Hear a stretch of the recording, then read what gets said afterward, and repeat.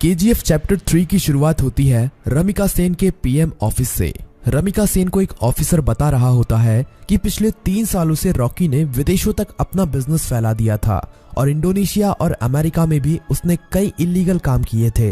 इसीलिए इंडोनेशिया और अमेरिका की सिक्योरिटी फोर्स भी रॉकी को पकड़ना चाहती थी, पर अब रॉकी मर चुका है। पर इंडोनेशिया और अमेरिका में रॉकी के इलीगल काम अभी भी चल रहे हैं। रमिका सेन कहती है तो इंडोनेशिया और अमेरिका की गवर्नमेंट को उसके खिलाफ एक्शन लेना चाहिए। तभी वो ऑफिसर बताता है कि गवर्नमेंट ऐसा नहीं कर सकती, क्योंकि रॉकी ने 1979 से 1981 तक इन 3 सालों के अंदर ही अपने सोने के बिजनेस को काफी बड़ा कर लिया था। विदेशों में भी हजारों लाखों लोग उसके लिए काम करते हैं और खुद गवर्नमेंट के लोग भी उसके साथ मिले हुए हैं।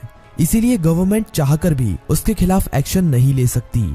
फिल्म की कहानी अब फ्लैशबैक में जाती है और हमें रॉकी के जीवन के उन्हीं 3 सालों के बारे में पता चलता है, जिसमें उसने अपने साम्राज्य को विदेशों तक फैला दिया था। सभी माइनों पर कब्जा होने के बाद रॉकी ने और कई माइनों की खोज कर ली थी और सभी लोगों को उनकी खुदाई में लगा दिया था। रॉकी ने उन सभी माइनों से तेजी से सोना निकाला और इकट्ठा करता गया और बाहर के बड़े बड़े देशों में एक्सपोर्ट करने लगा। रॉकी को विदेशों से काफी बड़े बड़े ऑर्डर आने लगे, जिनको पूरा करने के लिए उसने खुदाई को और तेज करवा दिया था। दूसरी तरफ से उसने माइन की खुदाई के लिए और सोने की खोज के लिए अमेरिका से कई टेक्नोलॉजी मशीन भी मंगाई थी, जिससे वो जल्द से जल्द इन सभी माइनों का सोना निकालकर इकट्ठा कर सके। रॉकी ने अगले 1 साल के अंदर इन माइनों से इतना सोना निकाला था जितना कि पिछले 20 सालों में भी नहीं निकाला था। दूसरी तरफ रॉकी ने अपने इलाके को एक इंडस्ट्रियल एरिया बना लिया था और माइन में काम करने वाले लोगों के लिए उसने अच्छे घर, स्कूल, कॉलेज, अस्पताल सब कुछ बना दिए थे। इसीलिए खुदाई करने वाले लोग उसे काफी पसंद करते थे और उसके लिए अपनी जान देने के लिए भी तैयार थे। धीरे धीरे करके रॉकी का साम्राज्य बड़ा ही होता जा रहा था। विदेशों में सोने का एक्सपोर्ट करते करते रॉकी की जान पहचान भी विदेशों की सरकार से भी हो गई और सरकारों के कई लोग रॉकी के साथ मिल गए। रॉकी कई बार इंडोनेशिया और अमेरिका में भी गया था। वहां पर भी उसने अपने सोने के साम्राज्य को काफी बड़ा कर लिया था। इस साम्राज्य को फैलाने में सरकार के कई लोगों ने उसकी मदद की थी और रॉकी ने एक गैंग अपनी इंडोनेशिया में और एक अमेरिका में भी खड़ी कर ली थी और रॉकी ने इन गैंग के लिए अपना एक लीडर भी बना लिया था और रॉकी उन सभी का राजा बन गया था। इस तरह से रॉकी ने अपने साम्राज्य को विदेशों तक फैला दिया था।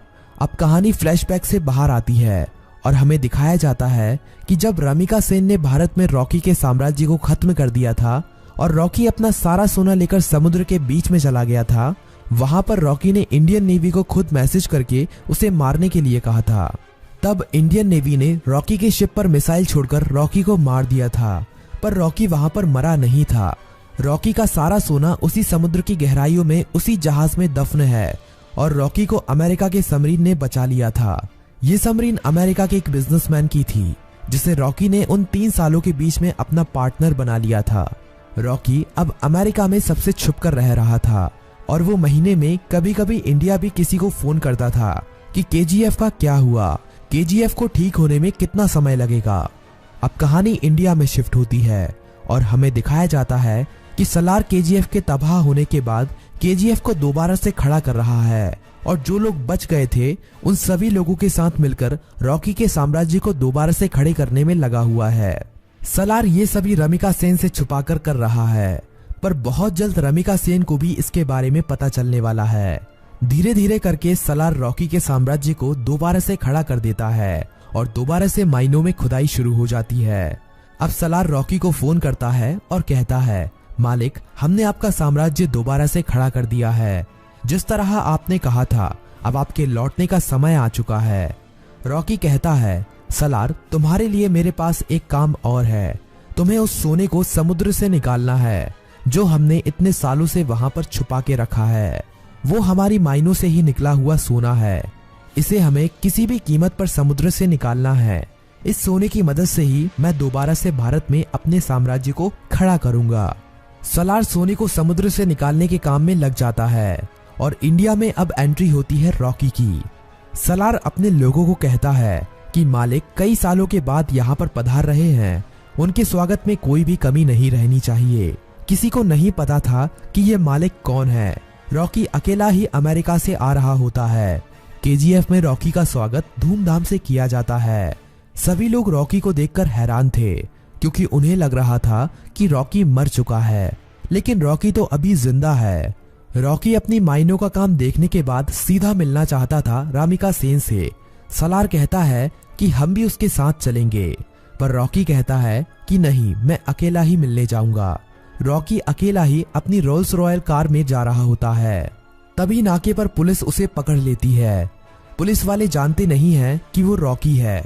वो रॉकी के पास लाइसेंस न होने की वजह से और ओवर स्पीडिंग होने की वजह से थाने ले जाती है। वहां पर रॉकी कुछ नहीं बोलता, बस अपने आदमियों को फोन कर देता है। थाने में बड़ा ऑफिसर आता है और रॉकी से चिल्लाकर बात करने लगता है। तभी पूरा पुलिस स्टेशन हिलने लगता है और कई हेलीकॉप्टर और बंदूक लेकर रॉकी के आदमी यहाँ पहुंच जाते हैं। उन आदमियों से एक आदमी रॉकी का लाइसेंस लेकर थाने के अंदर आता है और पुलिस को लाइसेंस दिखाता है। पुलिस वाला लाइसेंस पर रॉकी का नाम पढ़कर हैरान रह जाता है और रॉकी को वहां से जाने देता है। रॉकी अब सीधा रमिका सेन से मिलने के लिए जाता है। रॉकी के पहुंचने से पहले वो पुलिस वाला रमिका सेन तक ये खबर पहुंचा देता है कि रॉकी अभी भी जिंदा है। रमिका सेन ये खबर सुनकर हैरान हो जाती है कि अभी तक रॉकी कैसे जिंदा है। रमिका सेन को ये खबर भी मिल जाती है कि रॉकी के यहाँ आने से पहले किसी ने केजीएफ को दोबारा से खड़ा कर दिया है और केजीएफ से अभी भी खुदाई करके सोना निकाला जा रहा है। अब पीएम ऑफिस में एंट्री होती है रॉकी की। सभी लोग रॉकी को देखकर हैरान थे। रॉकी सीधा मिलने जाता है रमिका सेन से। रॉकी रमिका सेन से कहता है कि मैंने कहा था ना, युद्ध हुआ तो जीतूंगा मैं, और जीत मेरी ही हुई है। रमिका सेन कहती है कि अच्छा है, तुम जिंदा हो, अब मैं तुम्हारे सामने ही तुम्हारे केजीएफ को तुमसे छीन लूंगी। रॉकी कहता है कि उसकी नौबत ही नहीं आएगी। रमिका सेन रॉकी की इस बात को समझ नहीं पाती।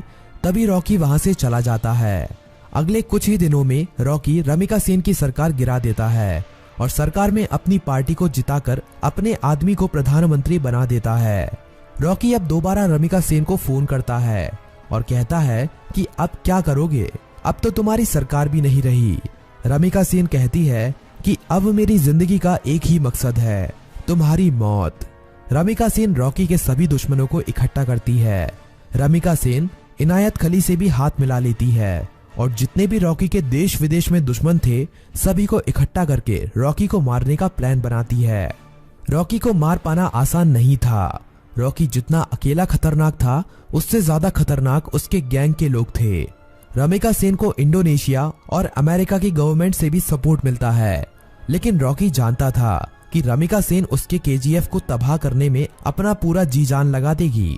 रमिका सेन जानती थी कि रॉकी को उसके केजीएफ में घुसकर मार पाना अब काफी ज्यादा मुश्किल हो गया है, क्योंकि अब रॉकी ने अपने केजीएफ में मिसाइलों को रोकने के लिए अपने केजीएफ के चारों तरफ रडार सिस्टम और काउंटर मिसाइल रख दी हैं।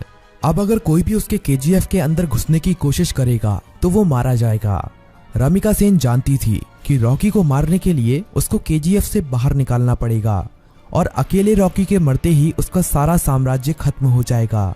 इंडिया में अपनी गवर्नमेंट खड़ी करने के बाद इंडिया की गवर्नमेंट रॉकी के लिए एक काफी बड़ी पार्टी रखती है। इस पार्टी में विदेशों के बड़े बड़े बिजनेसमैन, बड़ी बड़ी गवर्नमेंट के लीडर आते हैं।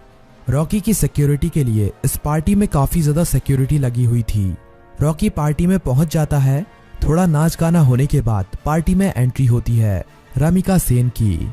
रॉकी से थोड़ी बातचीत करने के बाद रमिका सेन कहती है कि अब समय आ गया है कि तुम्हारे साम्राज्य को यहीं पर खत्म कर दिया जाए। पर तभी रॉकी के चारों तरफ हजारों लोग उसके ऊपर बंदूक तानकर खड़े हो जाते हैं। रॉकी की खुद की गवर्नमेंट उसे धोखा दे देती है और विदेशों से आए हुए बिजनेसमैन भी उसकी मौत का तमाशा देखने के लिए वहां पर आए हुए थे। सभी विदेशों के बिजनेसमैन चाहते थे कि रॉकी की मौत होने के बाद वो केजीएफ पर कब्जा कर लेंगे और अपने बिजनेस को फैलाएंगे और ढेरों पैसा कमाएंगे। ये सब देखकर रॉकी खुद हैरान रह जाता है, पर रॉकी जानता था कि एक दिन उसकी मौत जरूर होगी, इसीलिए वो अपने आखिरी पल में भी निडर रहता है। रमिका सेन कहती है कि देखा, आखिर तुम्हारे लोगों ने ही तुम्हें धोखा दे दिया। इतना कहते ही सभी लोग रॉकी को गोलियों से भून देते हैं और रॉकी की मौत वहीं पर हो जाती है और फिल्म यहीं पर खत्म हो जाती है।